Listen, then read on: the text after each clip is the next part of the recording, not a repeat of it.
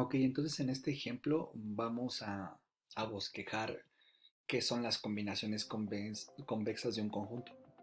Entonces, para hacerlo sencillo, y vamos a ver que después esto se va a volver muy útil, vamos a tomar un conjunto de tres puntos en R2 y nos piden bosquejar las combinaciones convexas. Entonces, estos tres puntos están aislados, o sea, inicialmente no tenemos estas líneas, ¿no? O sea, solo tenemos el x1, el x2 y el x3.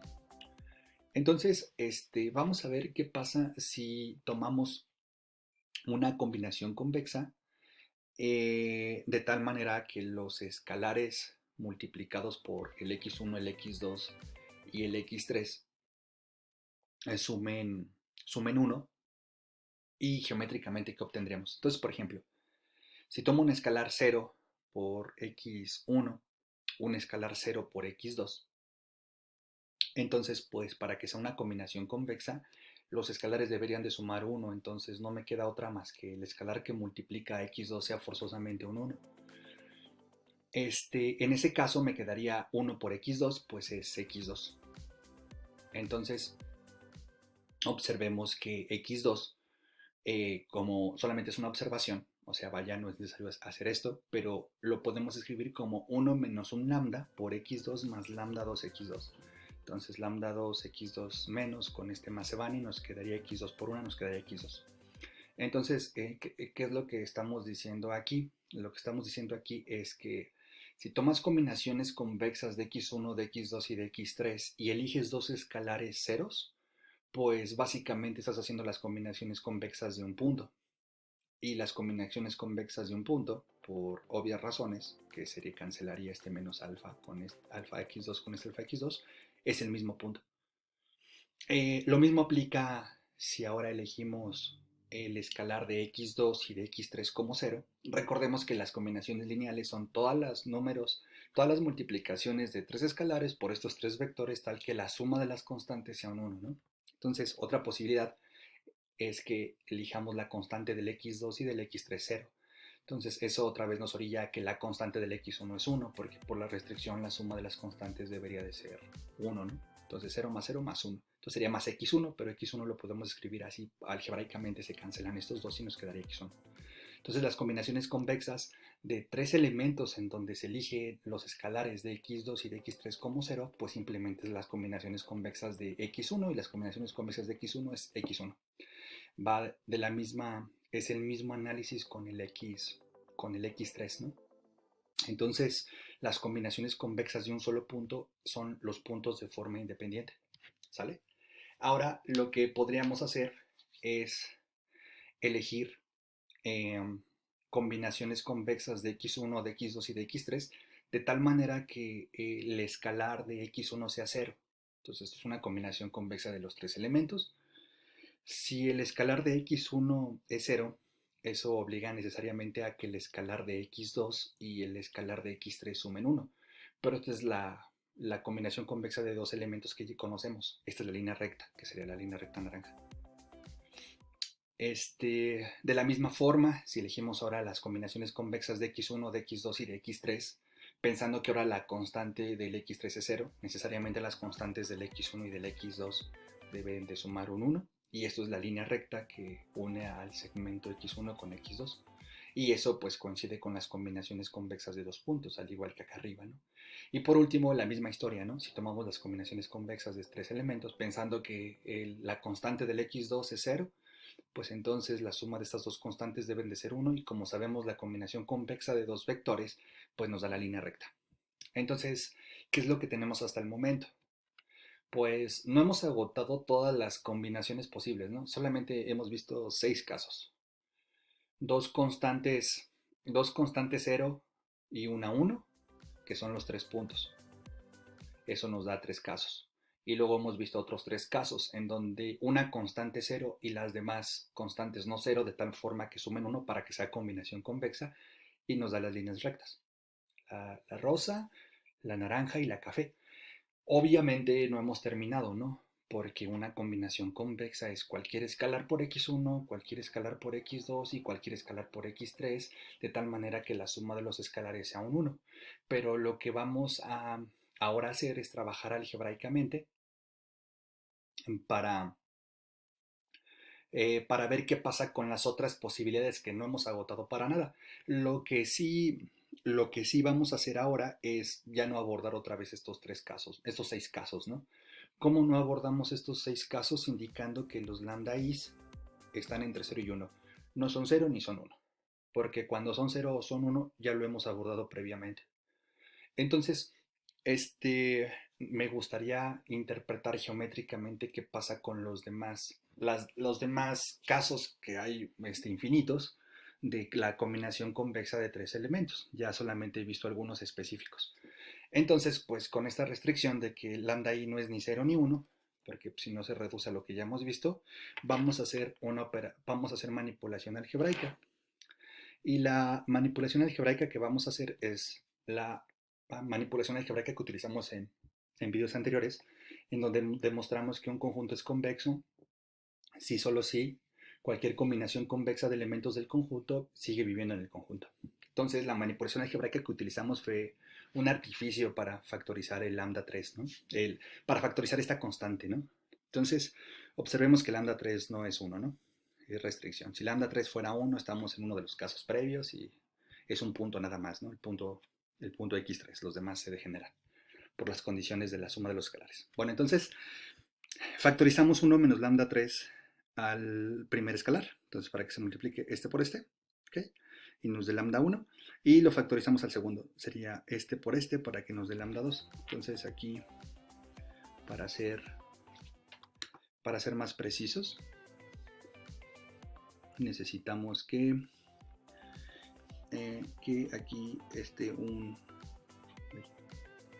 paréntesis. Para ser específicos, ¿no? Aquí falta un paréntesis. Bueno, entonces, ahora lo que tenemos es lo siguiente, ¿no? Nosotros sabemos que lambda 1 más lambda 2 más lambda 3 es igual a 1. Lo que podemos despejar aquí lambda 1 más lambda 2.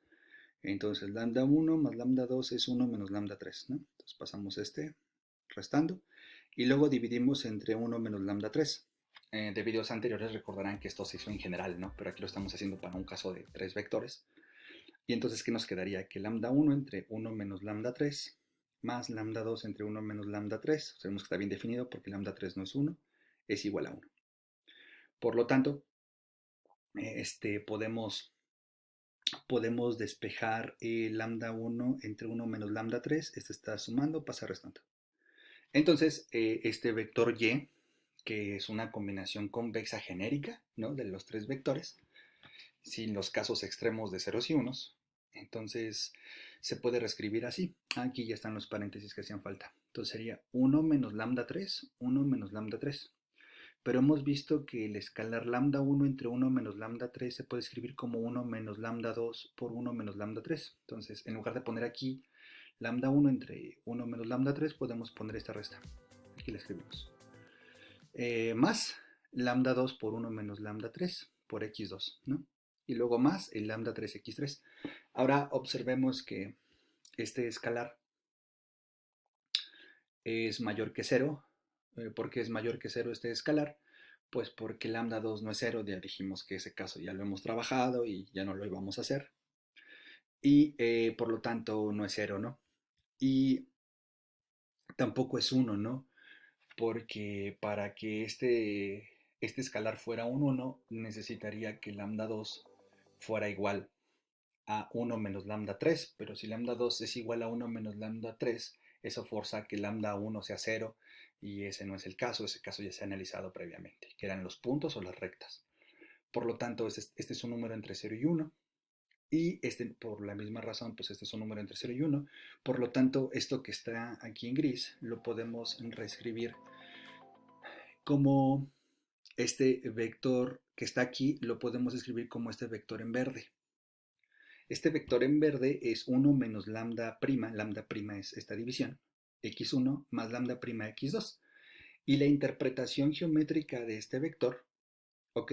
Es un vector que está sobre la recta que une x1 con x2. Entonces, x1, 2 es un vector que está sobre la recta que une x1 con x2. ¿Ok? ¿En dónde va a estar localizado? Pues va a estar localizado en algún punto sobre la recta. ¿De qué depende en dónde esté localizado? Pues dependiendo cuánto valga lambda prima. Cuando lambda prima lo hago correr desde 0 hasta 1, ¿ok? Entonces, este x1, 2 que hemos llamado es un vector que está sobre lo que está en verde, ¿no? ¿Sí? Entonces, x1, x2 es este vector que está en verde. ¿De qué depende su localización? Del valor lambda prima, que es esta división, ¿ok? Ahora, con esa reescritura, podemos escribir al vector y como 1 menos lambda 3, 1 menos lambda 3, por este vector en verde, vector en verde que es el x1, 2, le ponemos 1, 2 porque está sobre la línea 1, 2, más un lambda 3 por x3, más un lambda 3 por x3. Y entonces observemos que esta y, que es el que nos interesaba al final, es una combinación convexa porque lambda 3 está entre 0 y 1, es una combinación convexa del vector 1, 2 y el vector 3. Esto lo pongo con hueco, así como abierto, porque la única manera de que sea x3 es que lambda 3 valga 1, pero ya dijimos que lambda 3 está entre 0 y 1 y forzosamente, estrictamente, y que no es 1, ¿no? Entonces nos va a dar todos los puntos que están, esta geométricamente es cualquier punto que está sobre la recta que une x1, 2 con x3. ¿Dónde va a estar ubicado? Pues dependiendo cuánto valga el lambda 3. Si lambda 3 es cercano a 0, va a estar de este lado. Si lambda 3 es cercano a 1, va a irse acercando hacia el x3. Entonces, a ver, ¿qué hemos dicho? Lo que hemos dicho es que al elegir el lambda prima y al elegir el lambda 3, entonces podemos estar ubicados, cuando movemos el lambda prima, nos estamos moviendo sobre los puntos de la recta derecha, sobre los puntos de la recta en rosa. Y cuando movemos el lambda 3, nos estamos moviendo sobre los segmentos de recta. Obviamente este es un conjunto continuo, este es un conjunto continuo, entonces cuando nos movemos sobre todos los puntos, pues entonces tenemos que las combinaciones convexas de 3 puntos forman este triángulo. Entonces la conclusión sería, si me fijo en todas las combinaciones convexas de conjuntos de 3 puntos, pues el conjunto de todas las combinaciones convexas me forman el triángulo que definen estos 3 puntos como sus vértices, que estos 3 puntos definen pensando en que cada punto es el vértice del triángulo, ¿no? Entonces esto, todos los puntos que están delimitados por el triángulo son las combinaciones convexas de estos elementos de 3 puntos. Observemos que el artificio algebraico es el que se ha utilizado anteriormente para manipular cuestiones de combinaciones convexas. Y aquí le estamos dando significado geométrico a las factorizaciones y a la geometría. Obviamente en R2 lo hacemos por la sencillez que implica dibujarlo. Ahora, lo que quisiera, con lo que quisiera cerrar este video, que después se va a ocupar, es lo siguiente. Observemos que tenemos como 3 tipos de combinaciones convexas. Tenemos como combinaciones convexas de un solo punto, que serían solamente el x2, el x3 y el x1. Combinaciones convexas de 2 puntos, que sería la recta, la recta rosa, la recta naranja y la recta café. Y tenemos como puntos que están adentro del triángulo, ¿no? Los puntos que están dentro del triángulo son combinaciones de 3 puntos, ¿no? El x1 y el x2. Y una vez que tengo un punto sobre esta recta, genero con el x3 otro punto dentro del triángulo, ¿no? Entonces, posteriormente vamos a ver que eso va a suceder siempre, ¿no? Dependiendo en la dimensión de Rn para un n específico, resulta ser que siempre las combinaciones convexas van a estar caracterizados por la dimensión del espacio y vamos a ver que una combinación convexa de conjuntos a lo más es de la dimensión más un vectores. Es decir, por ejemplo, la dimensión de R2 es 2, entonces 2 más 1 es 3. Eso significa que cualquier combinación convexa de cualquier conjunto de X a lo más está compuesta por 3 vectores. No puede estar compuesta por más. Si está compuesta por más, este vector adicional se puede poner como combinación de los anteriores. Entonces es lo que pasó aquí, ¿no?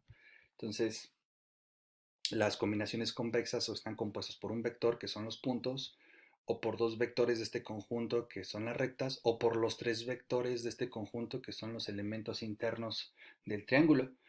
Pero si yo sumara cualesquiera 4 puntos que están dentro, o 5 puntos, o 10 puntos que están dentro del triángulo, al final eso se puede escribir como la suma de 1, la suma de 2 o la suma de 3. O sea, no es necesario escribirlo con más elementos. Ese es un teorema que se llama teorema de Caretio-Dori. Entonces, hasta aquí dejamos este video.